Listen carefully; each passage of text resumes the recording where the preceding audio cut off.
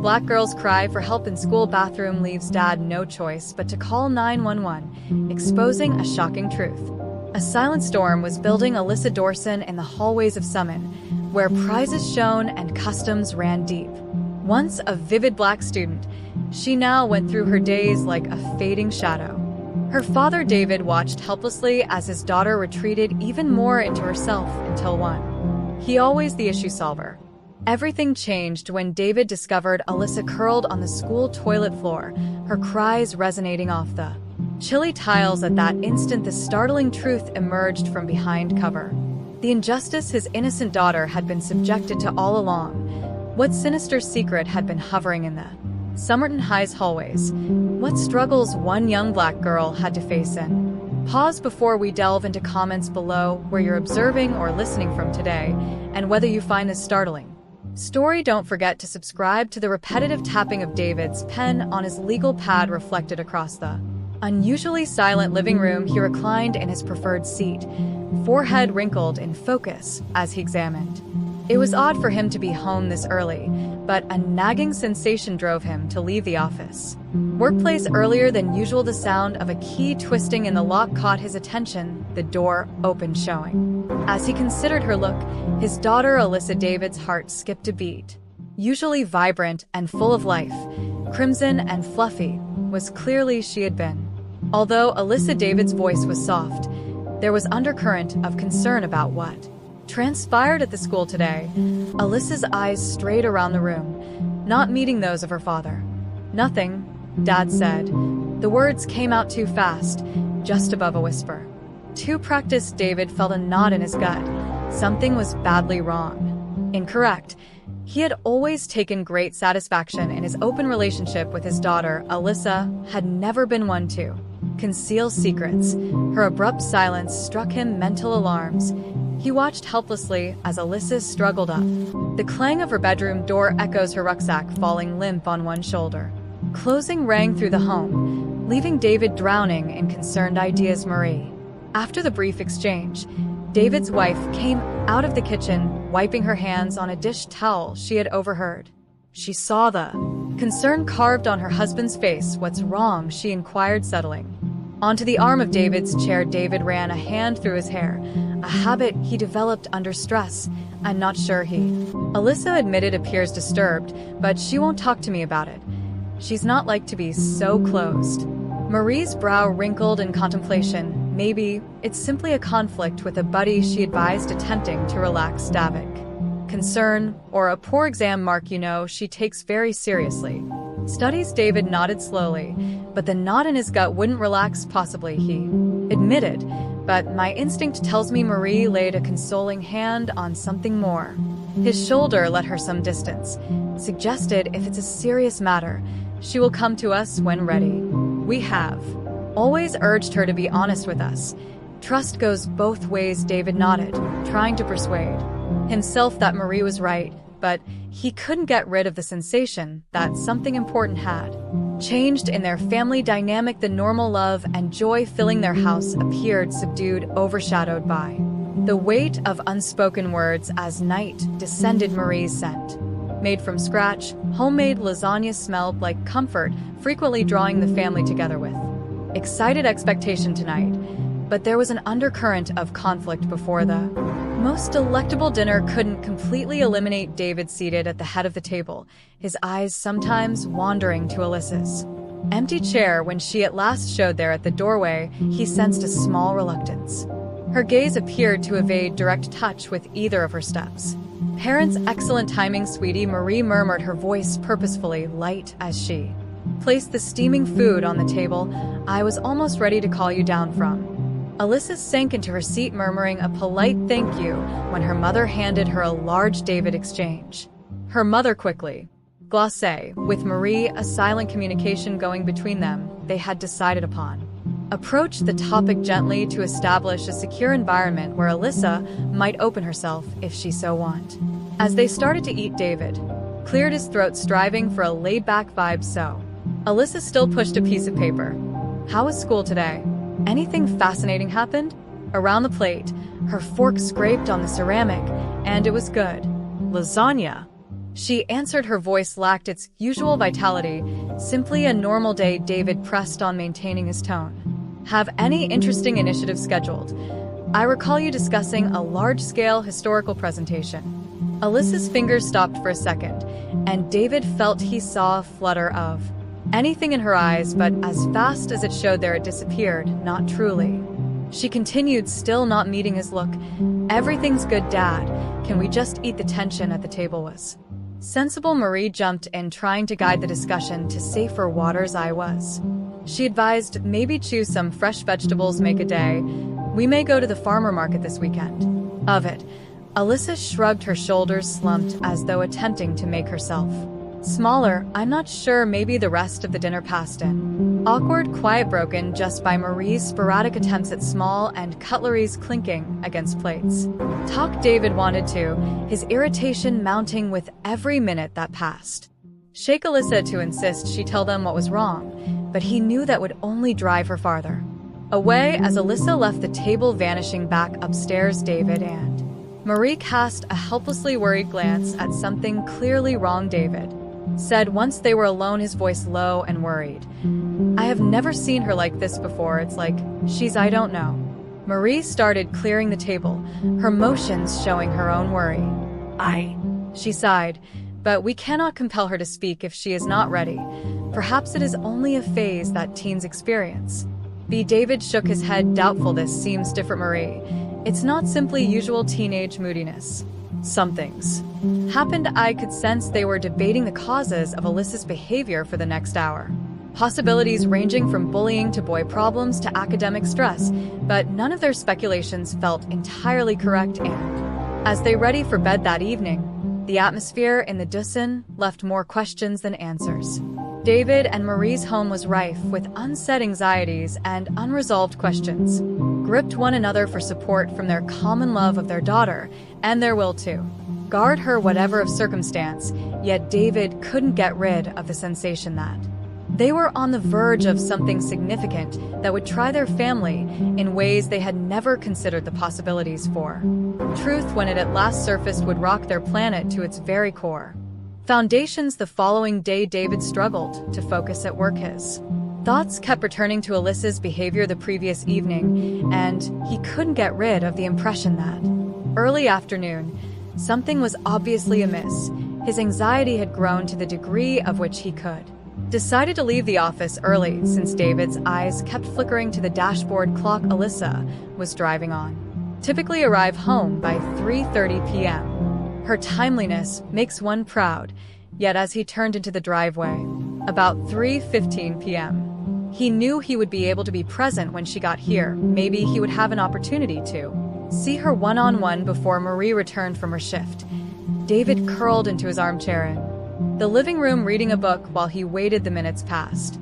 Steadily, 3:30 p.m. came and disappeared. At 4:00 p.m. By 4:30 p.m., David's panic had. He was ready to phone the school when he at last heard the sound of a key in the lock around 4:45 p.m. Alyssa came through the door. David was on his feet in instant relief at seeing her, rapidly giving way to renewed. Alyssa appeared considerably more concerned than she did the day before. Her hair, typically neatly braided, was messy, as if she had been running her hands over it constantly. Her eyes were red-ringed and fluffy, apparent traces of recent tears, but it was the lack of her backpack that really worried David. Alyssa was exact about her schoolwork. The missing bag told volumes about her state of mind. Alyssa, David said, his voice reflected a mixture of concern and relief. Where have you been? Concerned, sick. Alyssa would not meet his eyes, her gaze set on a spot some distance over his shoulder. I'm sorry I'm late, she murmured, her voice just barely trying to control his mounting annoyance. Audible. David inhaled deeply and asked where and what happened. When Alyssa mentioned her bag, her eyes flicked slightly of flutter of worry. I must have left it at the school, she stammered, the lie clearly visible. David sensed his endurance wearing. Something was really wrong, and Alyssa's constant evasiveness was just aggravating his. Alyssa asked, concern evident in her voice as it started to touch on desperation. Alyssa's lower lip shook. And for someone bullying you in the classroom, you can tell me if something is wrong here. I'm here to help. Joan felt she may at last open, but then she shook her head fiercely. "Dad, everything's good. Because I don't want to discuss it." The room's tension was pushed farther. David opened his mouth, but Marie's soft palm on his arm stopped him. She had come out of the kitchen attracted by the sound of their voices. "Alyssa, honey," Marie whispered quietly. "We simply want to know whether something is happening at the school or anywhere else we wish to assist you with. You could tell us anything." Alyssa's eyes strayed between her parents, a combination of feelings flashing across. Her face briefly seemed like she may collapse and confide in them, but then as fast as it had seemed, the fragility disappeared under the mask of foresee. "I know," she said, her voice is more consistent now, "but truly everything is good. I'm just weary. May I go to my room?" David and Marie now exchanged a helpless glance they both knew pressing harder right now would simply drive Alyssa to withdraw even further. Sighing heavily, David nodded. "All okay," he continued, his voice tight with suppressed feeling. "But Alyssa, we are here. Always remember that." As Alyssa ascended the stairs, David felt a wave of anxiety and frustration and turned slow and heavy. Marie's eyes mirrored the turbulence in his heart. "We cannot simply let this go." Marie nodded, her own concern clearly in her voice, low and urgent. "Something is badly wrong." The lines wriggling her forehead indicate she agrees, but we cannot compel her to speak. We must be patient and give her space to come to us when she's ready. David ran a hand through his hair, a sign that indicated his agitation. "And what if she ignores whatever is occurring, gets worse while we are seated here doing not?" The evening lingered in the air between them, heavy with implications neither wanted to say. War on the Dorson household was covered in a tight hush, broken only by Alyssa's music floating down from upstairs later that evening. While David slept in bed, his head whirled with possibilities and worries. A thought started to develop, it as a frantic action, one that went against his better judgment. But when he thought about Alyssa's suffering, her voice revealed fear. Knowing he had to act, he grabbed his phone he called the bedside table to create one he hoped would offer some solutions. David inhaled deeply, then dialed Mr. Collins's number from the school, which had supplied for an emergency, and while this might not meet the conventional description, David couldn't get rid of the sense his daughter was in some type of peril. The phone rang once, twice, 3 times. David's finger hesitated over the end call button. Uncertainty crept in just as he was ready to hang. A voice responded, flat and unwelcome. Mr. Collins's tone had a note of annoyance, perhaps at being disturbed so late. David cleared his throat abruptly. "Feeling stupid, Mr. Collins." "David, I'm sorry to call so late, but I had to ask Alyssa's father." Long enough for David to question whether the phone had dropped. Something stopped on the other end. Mr. Collins spoke once more, his voice gently neutral. "What can I do for you, Mr. Dorson?" David hesitated, not sure how to express his worries without sounding accusatory. "I wanted to know whether anything happened in the school today, or..." "Alyssa recently returned home rather unhappy and has been strange lately.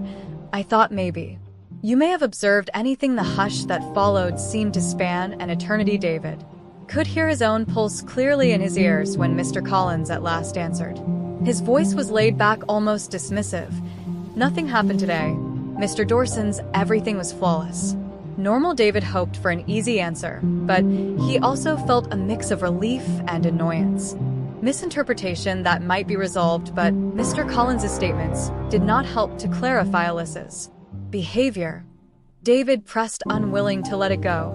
"She hasn't seemed herself recently.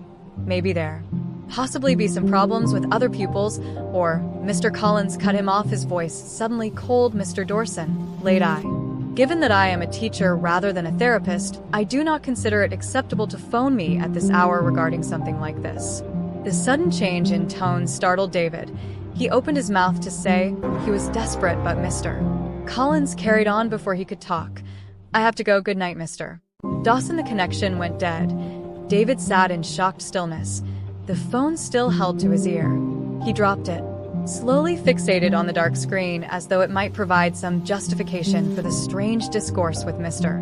Collins's response seemed strange. The casual dismissing of his worries then coincided with. David didn't sit right with the sudden coolness, but what did it mean? He was reading too. far into a basic late-night call as David returned to bed. His head whirled with fresh questions. He had hoped the conversation would offer some clarity, some insight into Alyssa's behavior. Instead, he felt more perplexed than ever, falling asleep under the covers beside Marie. David attempted to make sense of it all. Mr. Collins had stated nothing happened that would indicate otherwise, but if that was genuine, why was Alyssa so disturbed, and why did Mr. Collins respond so angrily to his inquiries? Sleep escaped David that evening, his head spin with concern and uncertainty. Following the disturbing conversation with Mr. Collins, as the first rays of morning slinkered, the home was silent except for him mechanically boiling a pot of coffee behind the curtains. Marie joined him shortly after for the soft hum of the refrigerator and the odd creak of sinking flooring. Her face marked with worry as she absorbed David's disheveled look. "You seem to have a nod." Slept a wink, then gently rested a consoling hand on David's shoulder. David sighed, running a hand through his messy hair. "I couldn't call Mr. Collins. Something's not right, Marie. I can feel it in my bones." As they sat at the kitchen table, David warmed their hands with steaming mugs of coffee and related the late-night chat. Marie listened closely in her. She said, brow wrinkling harder with every detail lacking logic. At last, shaking her head, "If nothing happened, why would David be so defensive?" David slumped back in his chair, his look disturbed. "I'm not sure, but I have another idea about something else that has been." Marie nagged at me, staring forward, waiting, so that he might carry on. What if David stopped to express the idea that had been hovering in the rear of his thoughts? What if this relates to race? The words floated between. Marie's eyes grew wide as she weighed the weight of implication here. "Given Alyssa's black background, you could believe she is being bullied?" she asked, her voice hardly over a whisper. David shrugged hopelessly. "I'm not sure, but we've heard about these things occurring in educational institutions. Have we not? Subtly. Types of racism, microaggressions. What if that's happening here?" Marie shook her head, not nearly eager to embrace this theory, but Alyssa's never had issues like this before. She always got along with the other children. "I know," David admitted, "but things have changed. You have seen how she has been acting. The tears, the secrecy. It has to be something major." Marie got up to pace the kitchen while she considered. "However, if it were bullying, would she have informed us? We had always urged, if something like that occurred, her to come to us." David leaned forward, his elbows on. "She might be embarrassed or afraid. You know how children might be, particularly given her age. She might believe she should be handling things on her own."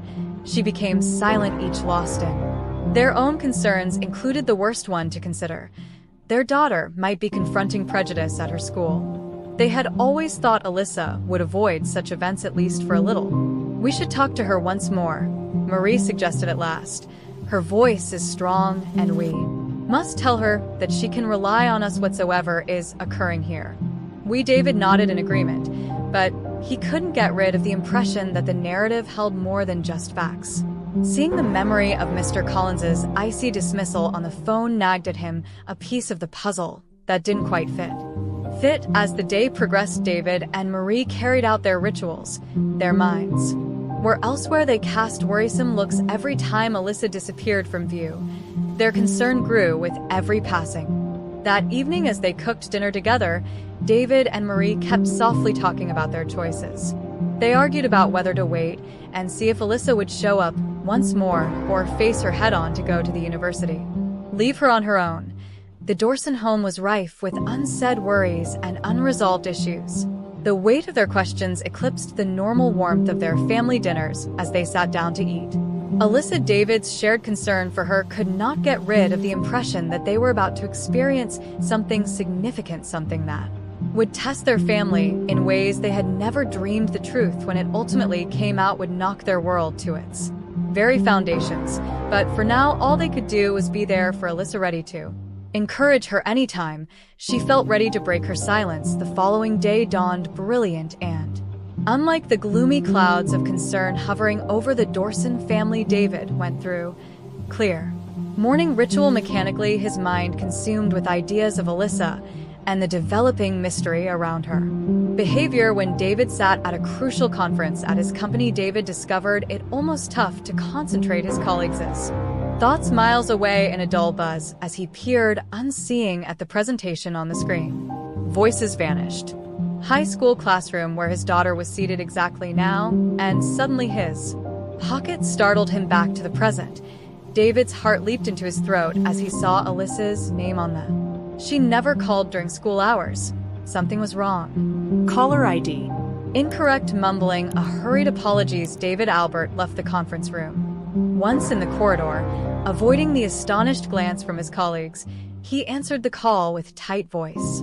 Alyssa, what's wrong? The sound that emerged through the phone felt his blood run cold. Alyssa was crying, her breath coming in quick, terrified gasps. Father, she cried her.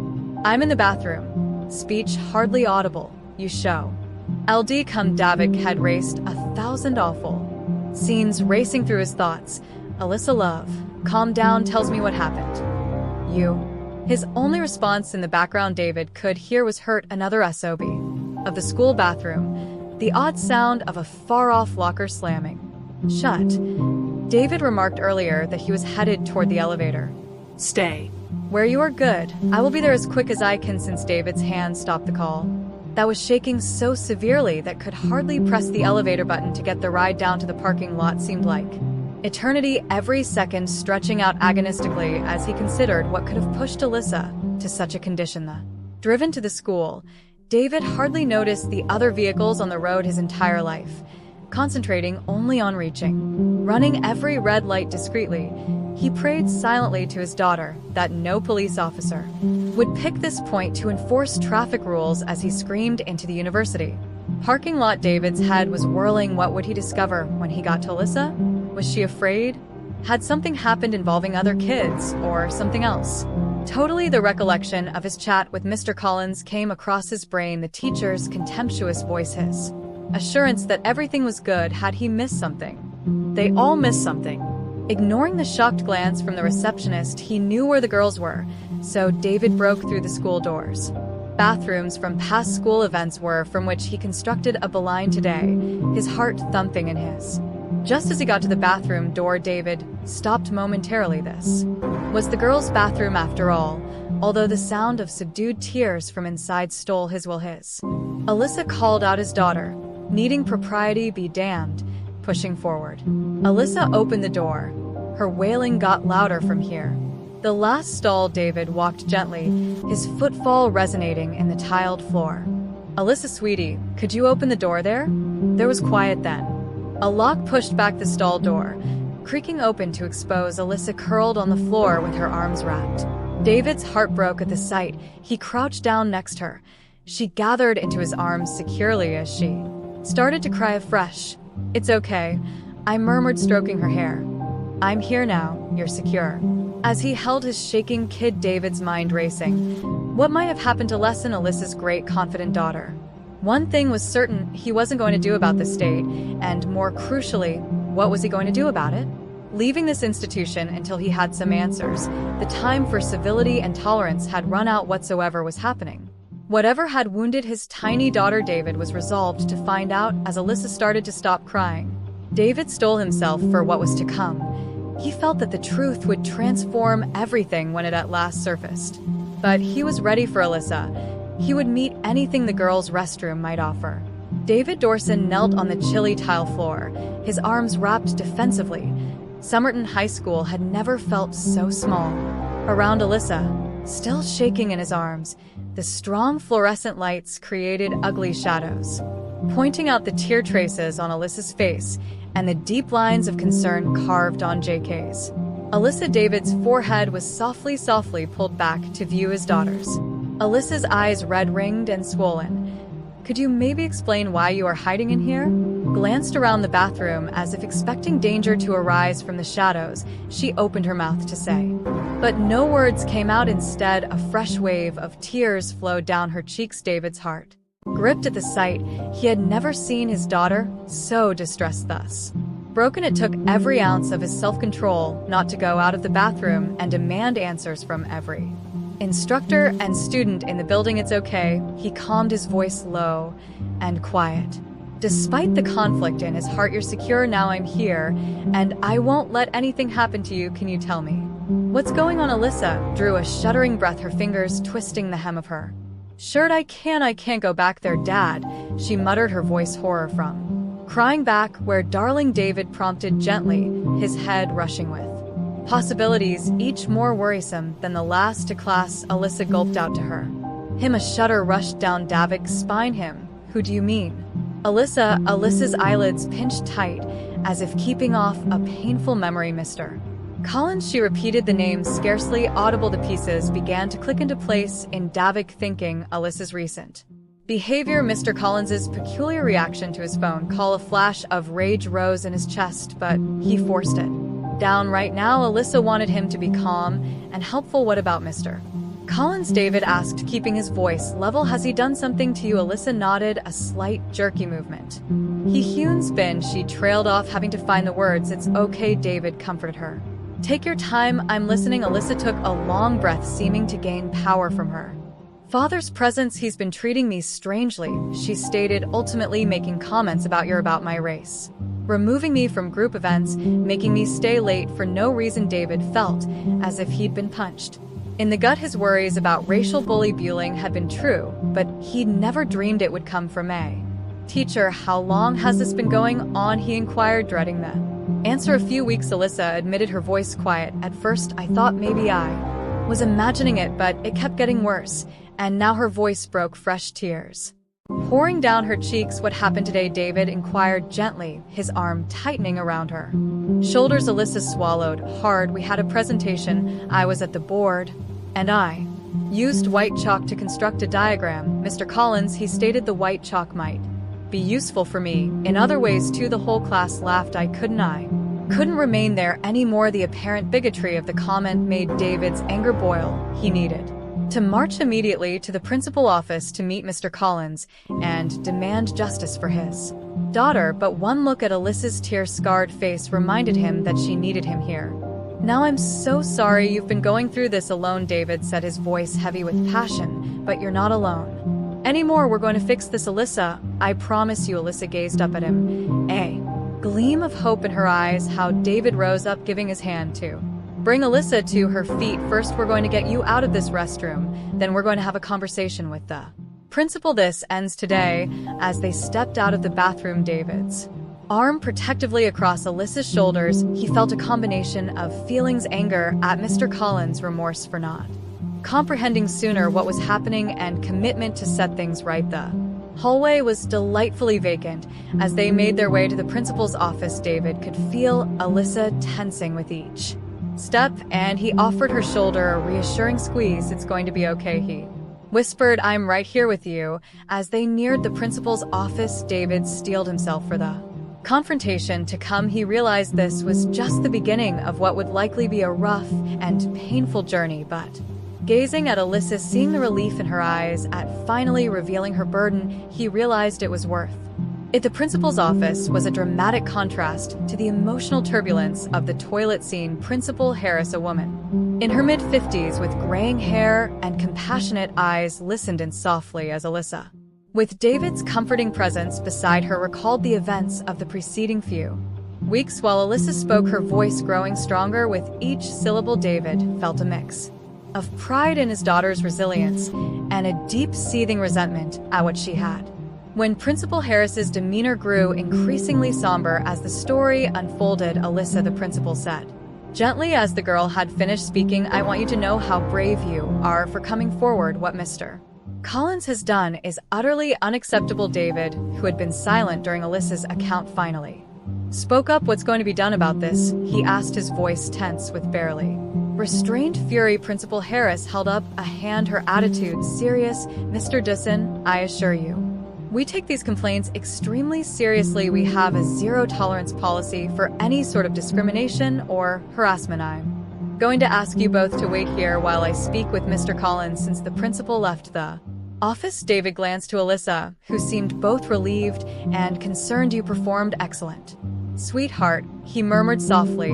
"I'm very proud of you." Alyssa forced a little smile, the first David had seen in days. "Thanks, Dad," she muttered. "I'm sorry I didn't tell you sooner." David shook his head, holding her hand in his. "You have nothing to be sorry for. This was not your fault." "Not At all, they sat in silence for many minutes, the ticking of the clock on the wall signaling the passing of time. David's mind raced with questions and anxieties.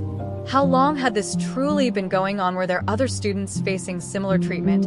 And most pressingly, how had a teacher like Mr. Collins been permitted to behave this way for so long? The door opened, and Principal Harris returned, her face a mask of professional calm. "Mr. Dorson, Alyssa, I've spoken with Mr.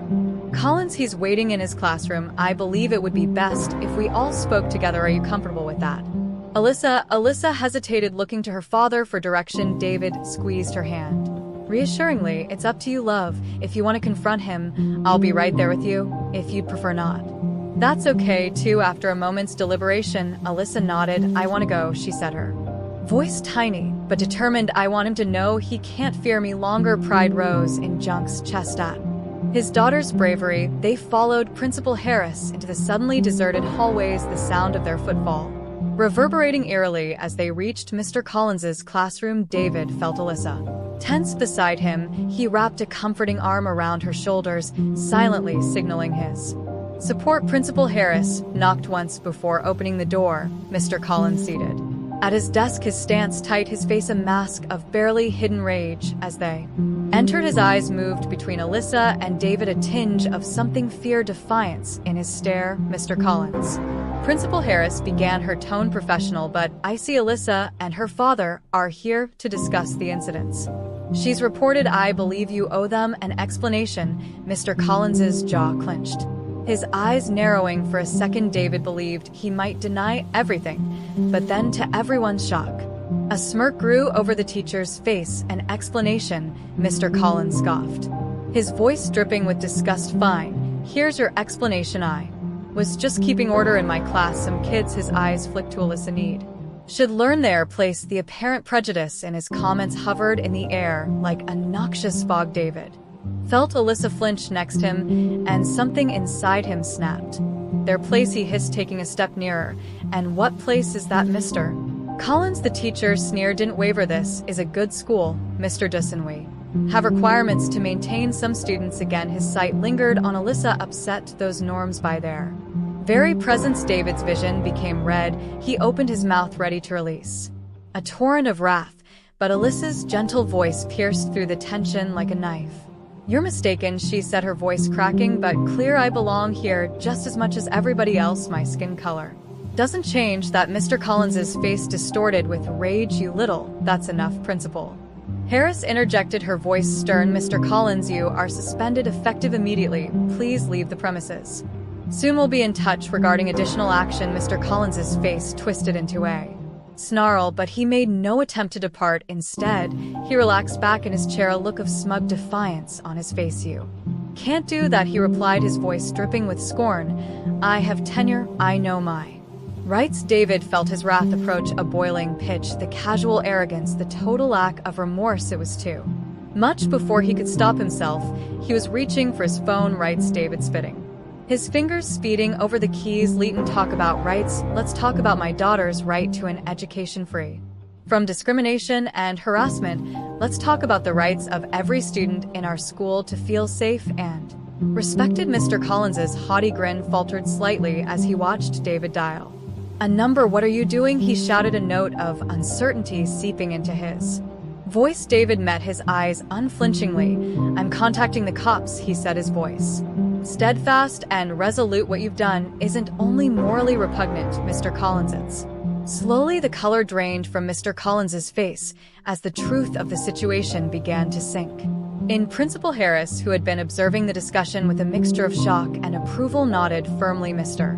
Collins," she continued, her voice leaving no room for debate, "I propose you wait outside my office until the authorities arrive. This is no longer just a school concern." As Mr. Collins was carried away, his former swagger replaced by horrified, quiet, David went to Alyssa. His daughter stood tall, her eyes gleaming with unshed tears, yet her chin held high. "You okay, dear?" he questioned softly, laying a loving hand on her shoulder. Alyssa nodded, a tiny grin playing at the edges of her mouth. "Yeah, Dad," she said, "I guess I am." As they waited for the police to arrive, David felt a complex combination of emotions rushing over him. There was Wrath, of course, a deep boiling rage at the injustice his daughter had experienced, but there was also pride in Alyssa's strength and courage in her capacity to stand up for herself in the face of such obvious bigotry. And underneath it all there was a sense of relief. The truth was out now. The hush had been shattered. Whatever problems lied ahead, they would facing them together as a family. The presence of the police brought a bizarre dimension to the already tense atmosphere of the high school. Cops Miller and Davidson, their outfits neat and their looks professionally neutral, stood in Principal Harris's office, notepads at the ready. David sat behind Alyssa, his hand resting supportively on her shoulder as she explained her events to the officers. He amazed at her composure, the steady cadence of her voice as she outlined weeks of subtle discriminating and overt racism, and then today. Alyssa continued, her voice just faltering somewhat. During the presentation, Mr. Collins made a comment about the white chalk being helpful for me in various ways. The whole class laughed. That's when I couldn't take it anymore and went out. Officer Miller nodded sympathetically, writing down notes. That must have been quite terrible for you, she remarked gently. Can you think of any additional specific situations or comments Mr. Collins made as Alyssa continued to talk, offering dates and information with a clarity that made David's heart swell with pride? He noted Officer Davidson's expression getting increasingly grave. The officer's eyes met David's briefly.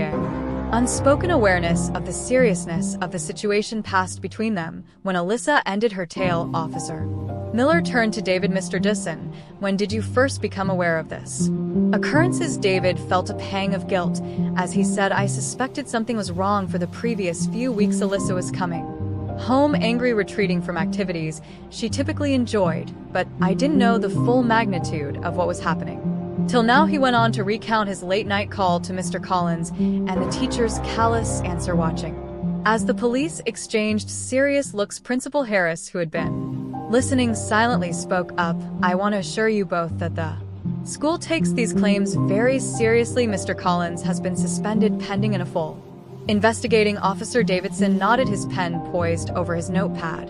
And where is Mr. Collins now? Hunes, waiting in a conference room down the hall. Principal Harris answered, we considered it best to keep him segregated until you arrived. The officers exchanged a glance before Officer Miller stood. We need to speak with Mr. Collins now. Mr. Dorson. Alyssa, thank you for your statements. We may need to follow up with you for additional information as we proceed continuing our investigation. When the officers left to question Mr. Collins, David turned to Alyssa. You did wonderful, honey, he said softly. I'm very proud of you. Alyssa forced a faint smile, the strain she'd been holding finally starting to ease. Thanks, Dad, she murmured. I'm glad it's over. But David knew it was far from over. This was just the beginning of what will certainly be a long and arduous process. However, gazing at Alyssa's face, witnessing the relief in her eyes at finally having her story heard, and believed he knew it was worth it. The following hour passed in a flurry of bustle. David and Alyssa watched as Mr.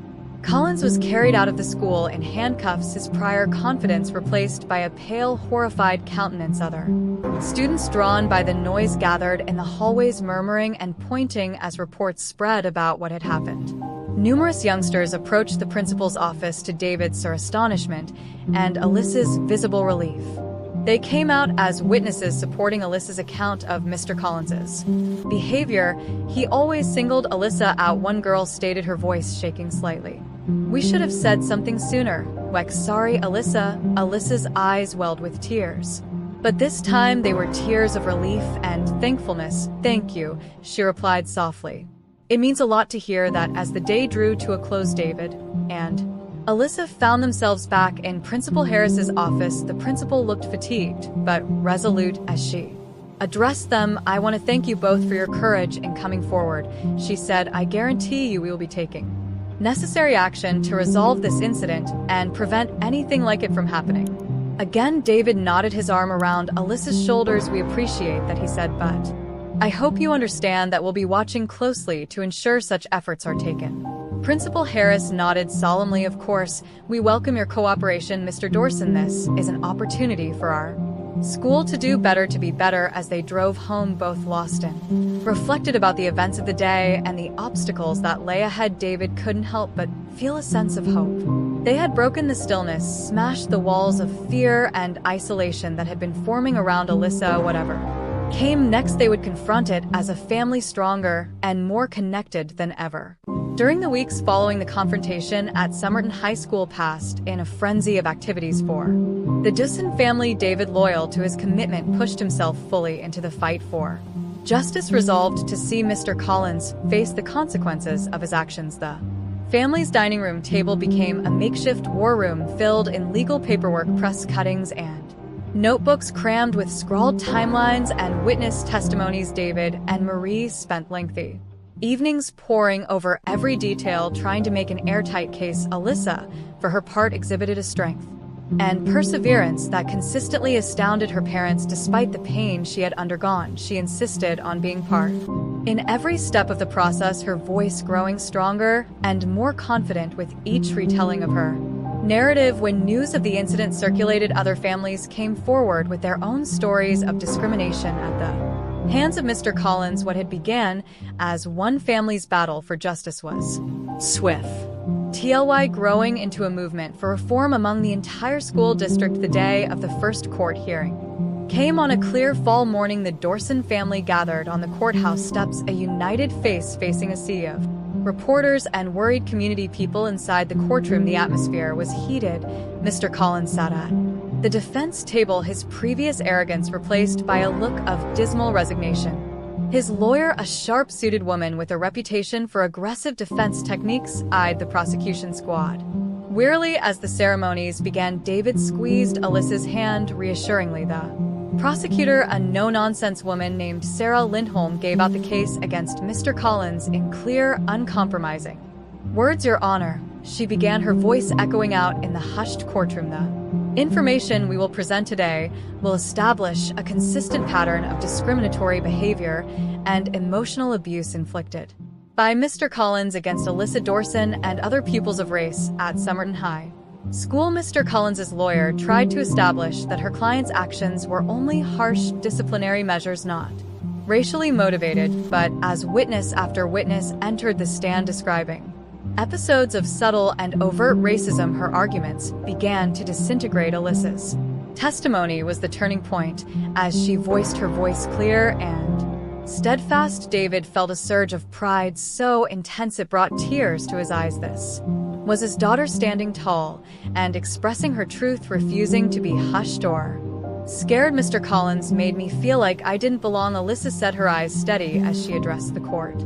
"That my presence in the classroom was somehow inappropriate or disruptive, but I know now that he was mistaken. I have every right to be there to study and grow just like any other student." As Alyssa stepped down from the witness stand, a murmur rippled through the crowd. Even Mr. Collins seemed shaken. The weight of his acts finally began to sink in. The defense's case, when presented, felt weak in contrast. Mr. Collins took the stand, attempting to present himself as a strict yet fair teacher who had been misunderstanding, but under the excellent cross-examination of the prosecutor, his justifications fell separate. "Mr. Collins," Sarah Lindell said, her voice sharp, "can you explain why you felt it necessary to pick out Alyssa and other kids of color for what you allege was additional discipline?" Mr. Collins stuttered, his composure faltering. I was only trying to maintain order in my classroom," he answered weakly.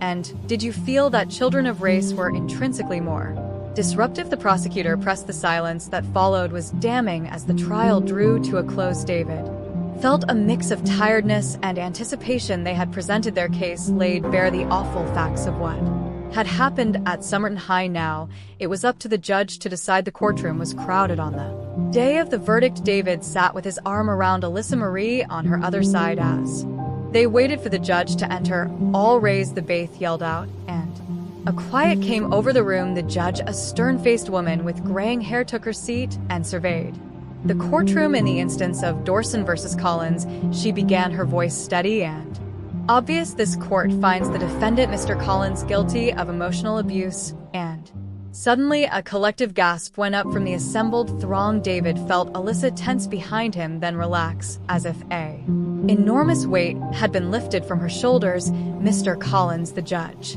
Continued, your actions have caused serious harm to Alyssa Dorson and other pupils under your care. This court requires you to pay $50,000 in damages to the Dorson family. Moreover, you are condemned to 1 year in prison for your activities. When the judge's gavel came down, finalizing the decision, David pulled Alyssa into a close hug. It's over, he murmured. His voice trembled with emotion. You did it, honey. You stood up for yourself and made a difference. Alyssa nodded, tears flowing down her cheeks. We did it, Dad, she corrected him. We did it together. As they left the courthouse, stepping out into the bright sunlight, David understood that this was both an ending and a beginning. They had won their fight, yet the war opposing bigotry and prejudice was far from over. Glancing at Alyssa, seeing the strength and resolve in her eyes, David sensed a renewed feeling of purpose. They had shattered the stillness and, in doing so, had created the ground for transformation. Whatever problems remained ahead, they would face them jointly. Their voices shouted in unison against injustice. The months following the trial were a time of healing and transformation for the Dorson family and the entire Summerton community. The case has shone a spotlight on the insidious nature of racial prejudice in education, stimulating conversations and inspiring change well beyond the confines of Summerton High School. For Alyssa, the journey of recovery was demanding yet also empowering.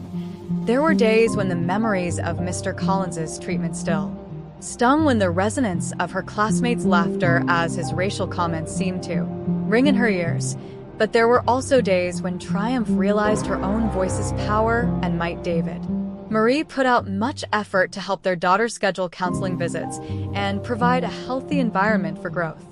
Environment at home. They listened when Alyssa needed to talk, cuddled her when she needed to weep, and celebrated every little success of her recovery process. At call to high, the adjustments were swift and notable. Harris, faithful to her word, carried out extensive diversity and inclusiveness under pressure from training program for every staff member in the school board.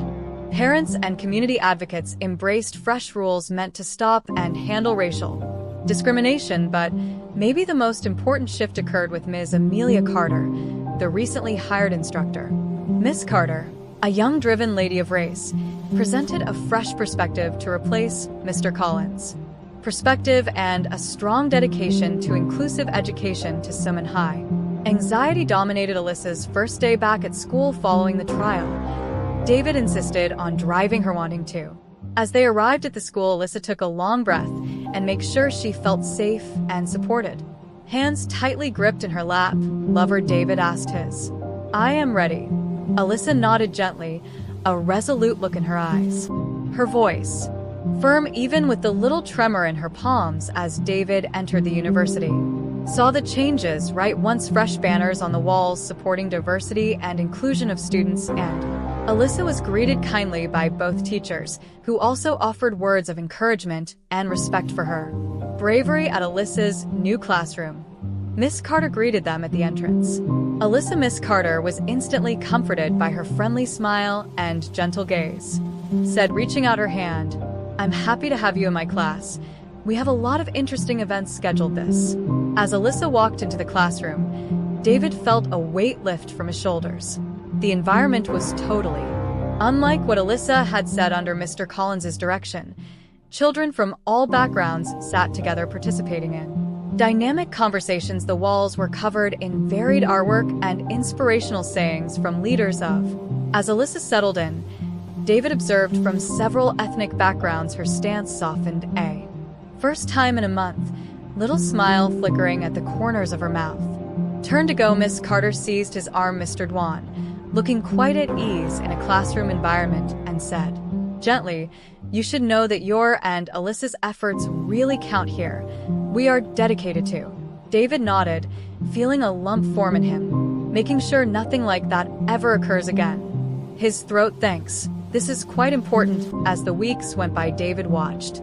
Alyssa blossomed, pushed herself into her studies with fresh energy, joining groups and attending classes. Conversations, the light subdued by Mr. Collins's repressive treatment, surged brilliantly once more. Once more, family dinners at home became a gathering for animated discussion and laughter Alyssa delighted them with. Tales of her daily life, her eyes gleaming as she related to David fascinating lessons or humorous events with her friends.